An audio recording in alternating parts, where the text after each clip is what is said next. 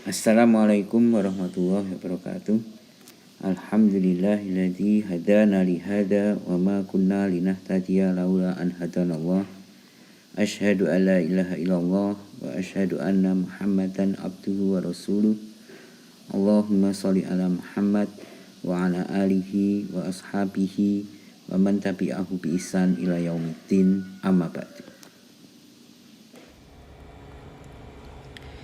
Baik, kita bertemu kembali ya pada kuliah kita kimia dasar. Di sini kita akan mempelajari dua sifat air yang sangat berguna untuk menjadi tolok ukur parameter dari kualitas perairan kita, yaitu sifat alkalinitas dan asiditas atau keasaman air ya. Dua sifat ini memang sering dipakai untuk melihat ya seberapa tercemarnya air yang kita miliki ya. Dimana sifat keasaman air itu diukur kekuatannya dengan parameter apa yang disebut dengan pH ya. Jadi pH ini merupakan satu parameter untuk mengukur kekuatan keasaman air.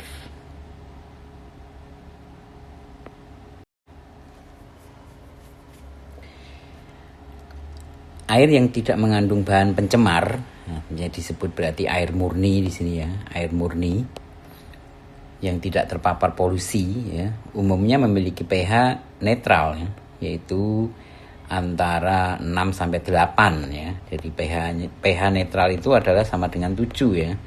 Namun kan sulit kita menemukan ya pH dengan keadaan yang stabil 7 begitu ya. Jadi pH antara 6 sampai 8 itu masih kita anggap sebagai air yang air murni ya. Air murni itu pH-nya segitu ya, masih kita anggap bagus lah kalau di pH itu. Jadi ada beberapa seperti air hujan, air laut itu juga punya pH yang berbeda.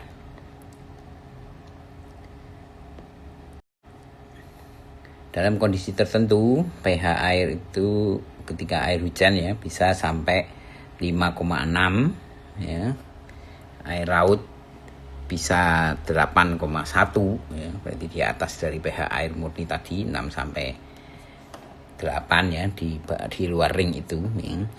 Air yang memiliki tingkat keasaman di bawah 5 ini dikategorikan sebagai air yang sudah sangat tercemar ya, sangat asam sekali.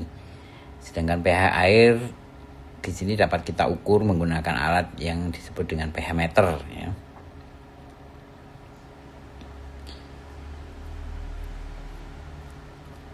Di samping asiditas atau kualitas keasaman air juga ada parameter lain yang juga digunakan, yaitu namanya alkalinitas ya. Jadi dua ini nanti akan kita pelajari. Kalau kita sebut air itu memiliki pH kisarannya di segini ya, 7,5 untuk air murni. Tapi itu bukan berarti kalau air itu pH-nya 7,5 berarti murni ya. Jadi pH ini bukan untuk mengukur kemurnian air, tetapi kalau kita punya air murni, maka pH-nya itu kalau kita ukur akan berada di kisaran 7,5. Tapi kalau kita punya air yang pH-nya 7,5 belum tentu itu air murni ya. Jadi nggak berlaku sebaliknya. Hal ini terjadi karena kemungkinan ada bahan lain yang menyebabkan pH-nya itu di kisaran 7,5 ya, yaitu proses buffering ya. Jadi karena pengaruh bahan-bahan lain yang terlalu di dalamnya ya, garam fosfat misalnya atau karbonat, itu kan akan mempengaruhi pH.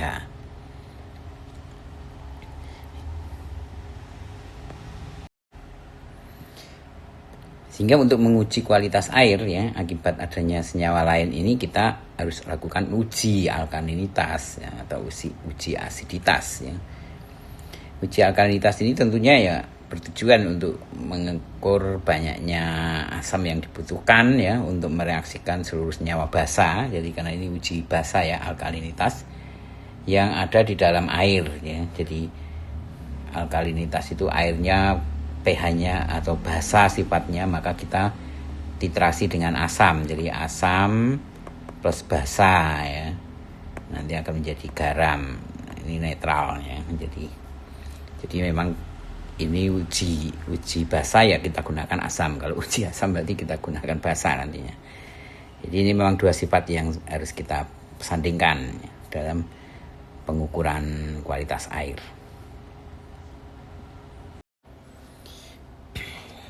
Kalau kita definisikan ya, jadi alkalinitas itu apa? Secara formal ya kita definisikan bahwa alkalinitas itu adalah suatu kapasitas air ya, kapasitas air yang digunakan untuk menetralkan tambahan asam ya tanpa menurunkan pH larutan atau dikenal dengan sebutan acid neutralizing capacity ya, atau kualitas anion di dalam air yang dapat menetralkan kation hidrogen ya. Plus ya. Jadi alkalinitas ini sebenarnya merupakan hasil reaksi terpisah ya dalam larutan dan merupakan analisa makro ya untuk menggabungkan beberapa reaksi. Jadi sebenarnya ini juga tidak akurat banget gitu ya, tapi ini untuk mengukur sifat keseluruhan ya makro analisa dalam air itu ya. Sebenarnya banyak, jadi nanti akan kita tunjukkan ya bagaimana mekanisme pengukuran itu ya, dan ini akan tahu kenapa ini dijadikan dasar ya. Tentunya faktor yang berpengaruh adalah karena adanya senyawa-senyawa yang ada di dalam air ya, hidrokarbon, fosfat dan sebagainya itu. Cara pengukurannya dengan cara titrasi ya, dan kita punya standar acuan tadi. Kemudian untuk asiditas ya, asiditas itu kita sebut dengan keasaman ya. Jadi bagaimana itu definisinya ya, dari keadilannya kuantitas air ya untuk bereaksi dengan basa kuat karena dia keasaman yang kita pelajari, maka digunakan pengukurnya adalah basa kuat ya, sehingga menstabilkan pH pada sekian ya, pH-nya sekian.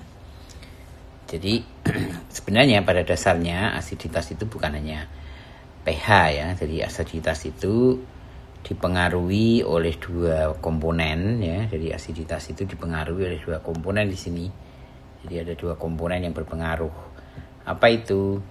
Yaitu jumlah asam ya, jumlah asam dan konsentrasi ion hidrogennya ya. Jumlah asam dan konsentrasi ion hidrogen. Asam itu ada yang kuat, ada yang lemah gitu ya, kemampuan mengoksidasinya tentunya ya. Jadi ada asiditas total ini dari CO2 ya, dan asam mineral ya, karbohidrat.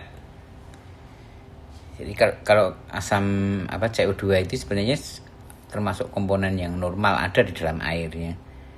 Kan CO2 itu berasal dari mana? Ya dari absorpsi dari atmosfer ya, dari udara diserap ya, oleh air, jadilah CO2 itu masuk. Bisa juga karena proses oksidasi dari material organik ya, bahan-bahan sisa-sisa bahan organik ya, tumbuh-tumbuhan atau tanaman atau hewan yang mati begitu, dia akan terurai, akan degradasi ya, jadi dia akan mengalami pembusukan dan sebagainya. Nah itu proses itu nantinya kan termasuk oksidasi hidrokarbon ya, CHO ini. Ketika dioksidasi oleh oksigen maka akan menjadi CO2 dan H2O ya, ini komponen yang selalu ada ketika senyawa atau bahan organik itu terurai ya, atau mengalami pembusukan. Ini hidrogen ditambah ada enzim-enzim yang dikeluarkan oleh bakteri. Jadi bakteri mengeluarkan enzim itu kemudian akan mempengaruhi reaksi ini ya, oksidasi ini membentuk CO2 dan H2O ya, itu sumber CO2 akhirnya ini kan, jadi sumber CO2 di dalam air.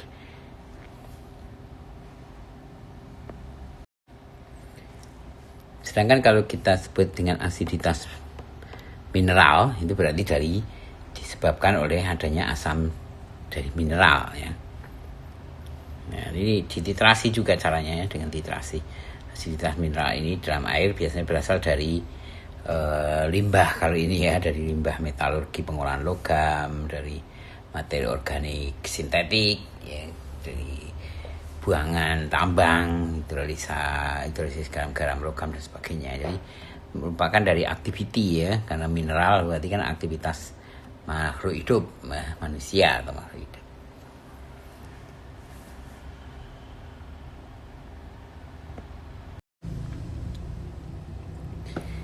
Jadi asiditas di dalam air itu disebabkan oleh karbon dioksida ya, dan asam mineral.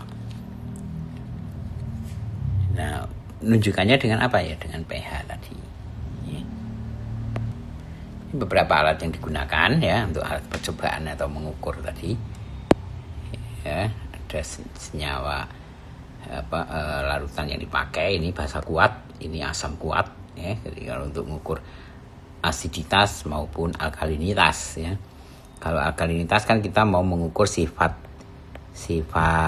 alkali dari air ya. Alkali atau basa ya dari air, berarti kita titrasi dengan asam. Asam dikenakan ke basa. Kalau kita mau menguji sifat asam dari air ya, sifat asam atau asiditas itu, berarti NaOH ini dikenakan ke sampel air kita ya. Atau kita mengukur asiditas atau alkalinitas di situ ya. Indikatornya ya, kalau kita hanya ingin tahu asam atau basa bisa menggunakan indikator kertas lakmus tadi ya, yang akan berubah warna kalau kondisinya asam maupun basa, mudah itu yang termasuk. Jadi kalau asiditas ini ya sifat asam, berarti kita titrasi dengan larutan standar NaOH ya. Ini adalah basa ya, ini basa. Termasuk basa di sini karena nanti akan berubah menjadi Na+ dan OH min ya. Ini akan nambah OH.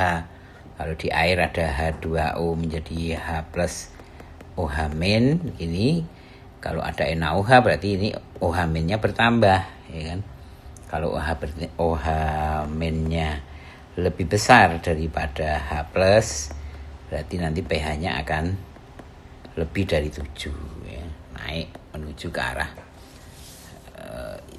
itu ya, ke arah pH lebih dari 7 ya, kalau ini lebih banyak ya.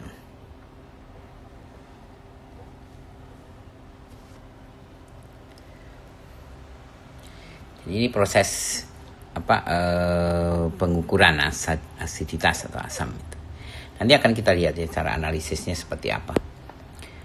Standar nilai yang diacu tentu peraturan ya, sama ya, kita menggunakan peraturan.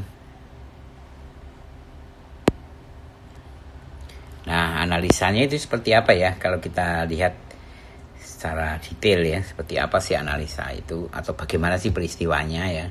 Kita punya pH netral ini, lalu ada pH dari 1 sampai 7 yaitu pH asam. Kemudian ada pH dari 7 sampai 14, ini adalah pH basa ya. pH netral itu yang 7 ini. Ya, itu di perairan ya, aqueous itu artinya di air ya, air yang terlarut suatu bahan. Air yang pH-nya netral itu berarti di situ hanya ada H2O saja ya. H2O akan terurai menjadi OH- dan menjadi H+. H+-nya ini akan bergabung ke molekul H2O yang lain membentuk H3O yang ini plus ya kan, membentuk H3O yang plus. H3O plus di sini ada OH- ya. Muatannya masih sama ya, H+ dan OH- di situ. Sehingga dia menjadi bersifat netral ya.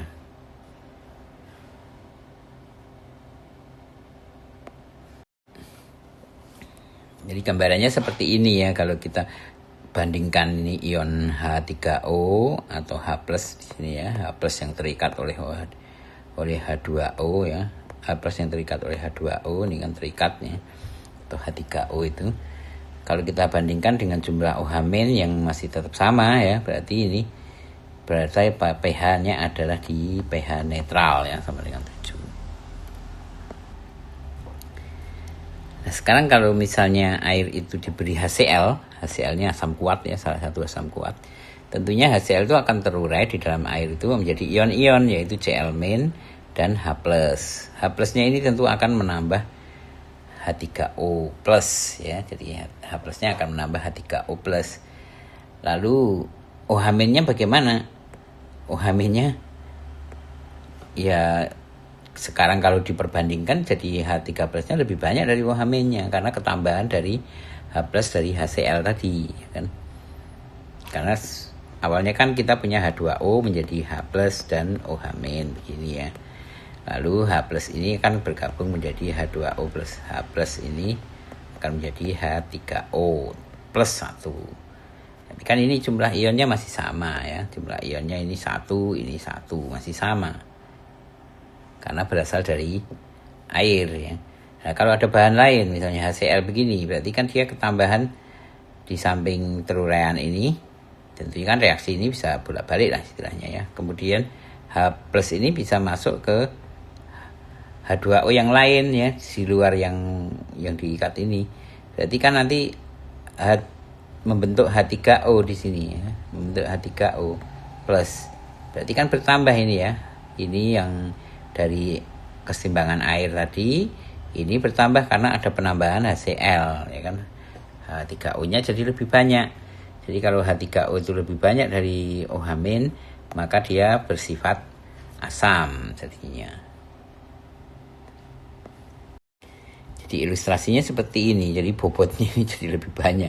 Keseimbangannya jadi terganggu ya karena adanya H+ supply ya, didonori oleh HCl tadi. HCl memberi donor H+, maka akhirnya menjadi ion H3+, H3O+, menjadi lebih banyak dari OH- ya. Yang semula kan seimbang dia kalau hanya ada dari air tadi ya kan.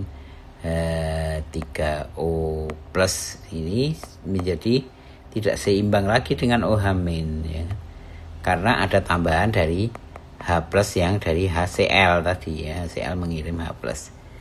Berarti kan jumlah H3+-nya jadi lebih banyak ya kan. Kalau tadi sudah kita gambarkan kalau H2O menjadi H+ dan OH- kan jumlah ionnya masih sama ya. Tapi kalau ada HCl yang menghasilkan H+ dan Cl-, ya, ini kan bertambah ini H+-nya, HCl-nya ya. Kan bertambah ini. Karena plus ini akan menambah H+ yang dari air sendiri ya kan. Sehingga bobotnya jadi lebih banyak, digambarkan bobotnya atau jumlahnya jadi lebih banyak dibandingkan OH-. Nah, ini jadi dia disebut bersifat asam. Sebaliknya kalau yang kita tambahkan NaOH, berarti kan yang dapat suplai kan OH- ya. OH-. Jadi kalau tadi H2O punya H+ dan OH-, di sini OH-nya yang menjadi kelebihan karena kita punya NaOH. Di sini menjadi Na+ dan OH-. Berarti OH-nya jadi 2 kali ya kan. OH-nya jadi kita punya 2 kali. Maka akhirnya OH- jadi lebih banyak daripada H+ atau H3O+ ya. H+ itu bentuk molekulnya adalah H3O+ karena nggak ada molekul yang hanya sendirian. Nah, H gitu ya, nggak ada di H2 ya kan. Nah, ini gambarannya seperti ini ya. Jadi dia mensuplai OH- akhirnya mengganggu keseimbangan OH-, jadilah kita mengukur ya bahwa OH- jadi lebih besar daripada H3O ya. Jadi itu kemudian kita sebut cairan berada dalam kondisi basah. Ya, ilustrasinya seperti ini. Jadi ini lebih berat akhirnya ya kan, karena ketambahan ion ini ya kan, ketambahan ion dari NaOH itu. Jadi itulah yang kita sebut dengan asiditas ya. Jadi asiditas pada sistem air alami itu memang kapasitas air untuk menetralkan OH- ya, karena asiditas kan lawannya adalah basa ya kan, OH-. Jadi kalau ada H2O menjadi H+ dan OH- ya. Kalau ini jumlahnya sama pH 7. Kalau H+-nya bertambah sedangkan ini tidak bertambah, berarti pH menjadi kurang dari 7 ya kan. pH-nya jadi kurang dari 7.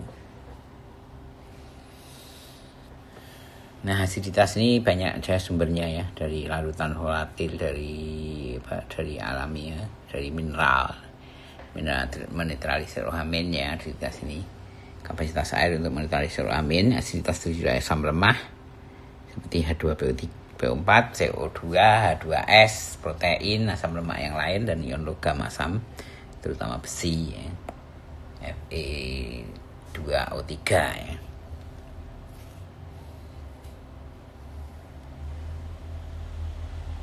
Asiditas ini kenapa sulit ditentukan?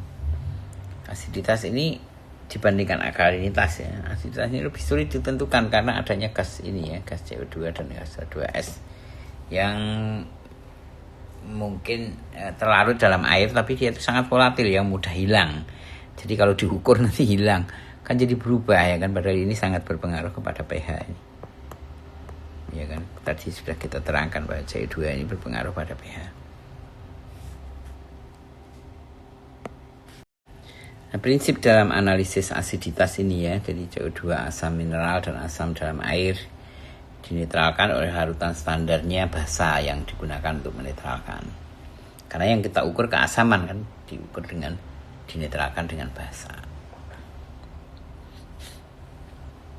Nah kalau pH-nya kurang dari 5, wah itu bahaya ya. 4,5 itu masih bahaya. Kurang dari itu 8,5 aja itu sudah punya sifat alkalinitas ya, sudah punya sifat asiditas ya, keasaman. Apalagi sampai 4,5 ya, wah ada asam kuat di sini.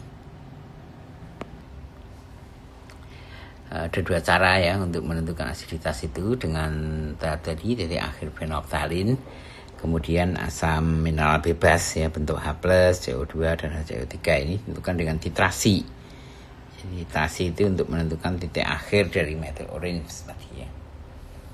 Ya banyak-banyak ion ini ya pengaruh.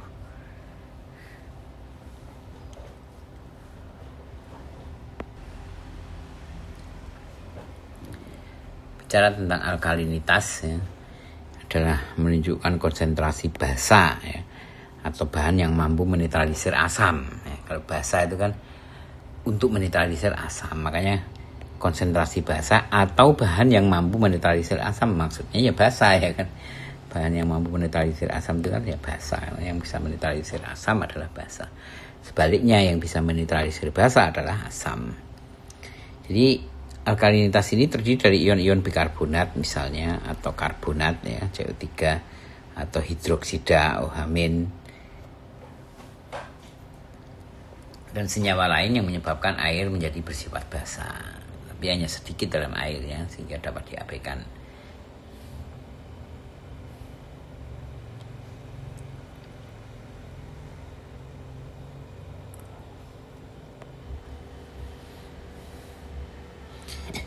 Jadi ketiga ion ini ya, H3, CO2 dan OH- ini di dalam air itu akan bereaksi dengan ion hidrogen ya, H+, sehingga menurunkan keasaman dan menaikkan pH ya. Jadi kalau ion-ion ini ya bereaksi dengan H+, ya, H+ kan semula tadi kita kembali lagi ke situ ya, H2O itu menjadi H+ dan OH-. Dalam keadaan tidak ada gangguan, jumlah ini akan seimbang ya, sama ya, sehingga pH netral. Nah kalau kedatangan ini ion negatif, si ininya terikat ke sana. Kalau itu terikat berarti OH- jadi OH-nya jadi lebih banyak ya, jadi lebih banyak dibandingkan H+-nya, bukan OH-nya yang bertambah tapi H+-nya yang berkurang. Nah akhirnya kan menjadi basa sifatnya ya. Sifatnya jadi basa kalau OH-nya lebih banyak jadi basa. Kalau H+-nya lebih banyak jadi asam ya, seperti itu, asiditas.